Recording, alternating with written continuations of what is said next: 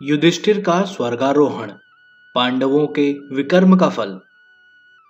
दुर्योधन की जिद के रहते पांडवों ने कौरवों का सफाया कर दिया।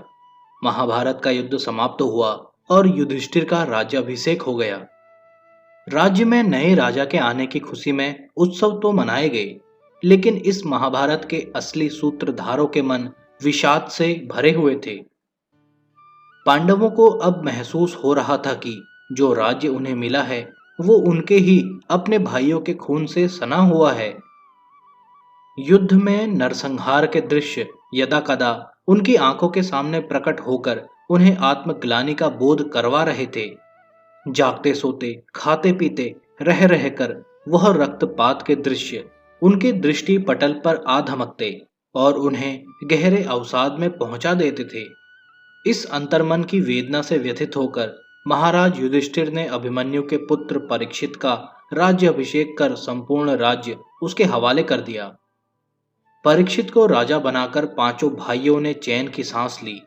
अगली ही सुबह पांचों भाई और द्रौपदी मिलकर महर्षि व्यास के कहने से हिमालय का आरोहण करने वाले थे। उस दिन परीक्षित के राजा बनने की खुशी में देर रात तक उत्सव मनाए गए। उसके बाद सभी सो गए। अगली ही सुबह पांडवों सहित द्रौपदी ने योग व्रत लेकर हिमालय आरोहण के लिए प्रस्थान किया। सबसे आगे युधिष्ठिर, उनके पीछे भीम, अर्जुन, नकुल, सहदेव और द्रौपदी चल रहे थे। वन से गुजरने पर उनके साथ एक कुत्ता भी चलने लगा। सभी पांडव योग धर्म में स्थिर होकर शीघ्रता से चल रहे थे कि अचानक द्रौपदी का मन योग से विचलित हो गया और वह लड़खड़ाकर धरती पर गिर पड़ी। यह देख भीम ने धर्मराज युधिष्ठिर से पूछा, भैया, पांचाली ने तो कभी कोई पाप नहीं किया, फिर यह कैसे गिर पड़ी? शंका का निवारण करते हुए युधिष्ठिर बोले, हे अनुज, द्रौपदी के मन में अर्जुन के प्रति विशेष पक्षपात था, अतः उसी का फल भुगत रही है। इतना कहकर बुद्धिमान युधिष्ठिर अपना मन योग स्थित कर आगे बढ़ गए। थोड़ी देर बाद सहदेव भी लड़खड़ाकर जमीन पर गिर पड़े तो भीम ने फिर से महाराज युधिष्ठिर से पूछा, भैया, जो सहदेव हमेशा विनम्र भाव से हमारी सेवा में तत्पर रहता था, वह क्यों धराशायी हुआ?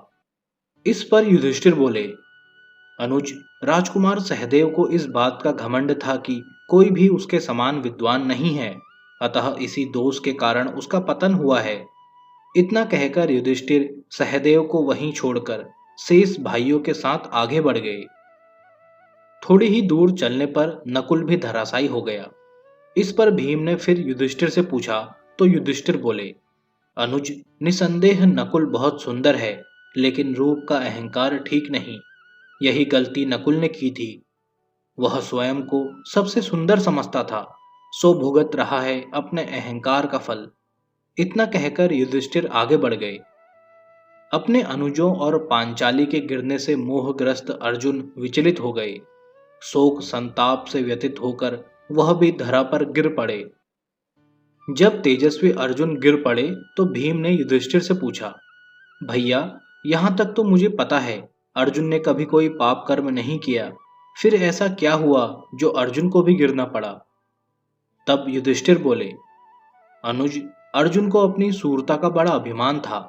अकेले ही पूरी सेना को मारने का दम भरता था, लेकिन ऐसा किया नहीं, इसलिए इसे भी गिरना पड़ा। इतना कहकर युधिष्ठिर आगे बढ़ गए।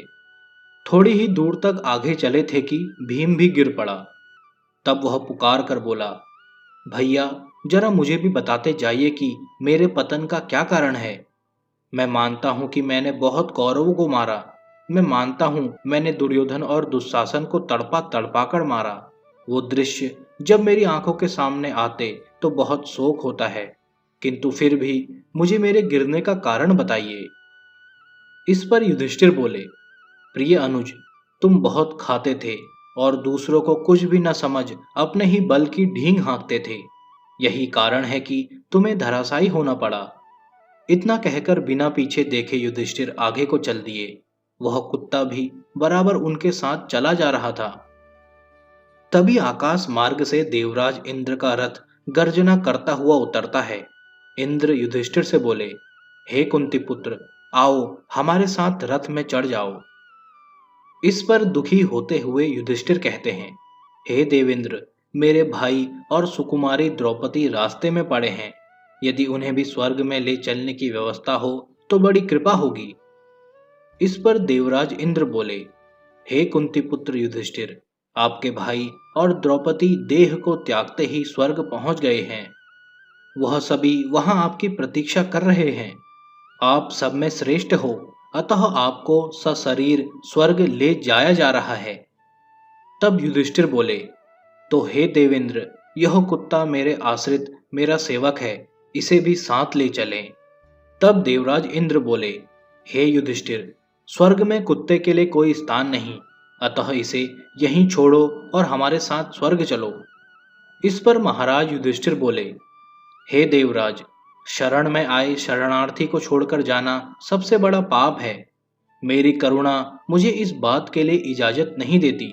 कृपा करके इसे साथ ले चलने की व्यवस्था करें। तब देवराज इंद्र बोले, हे कुंती नंदन, आपने अपने भाइयों को छोड़ दिया, अपनी पत्नी को छोड़ दिया, तो अब इस कुत्ते से मोह कैसा? इसे छोड़ो और आओ स्वर्ग चलें। इस पर युधिष्ठिर बोले, हे देवेंद्र, भाइयों को मैंने मरणोपरांत छोड़ा है, क्योंकि मैं उन्हें जिंदा नहीं कर सकता था। लेकिन यह कुत्ता जीवित है और मेरे आश्रित है, इसलिए इसे छोड़कर जाना पाप है। मैं यह नहीं कर सकता। आप चाहें तो अपना रथ ले जा सकते हैं। इसके बाद कुत्ते के भेष में आए धर्मराज प्रकट हो गए और उन्होंने कहा, हे भरत नंदन, सदाचार, बुद्धिमता और सभी प्राणियों के प्रति दया के कारण आप वास्तव में सिद्ध हो। इस तरह युधिष्ठिर सशरीर स्वर्ग गए।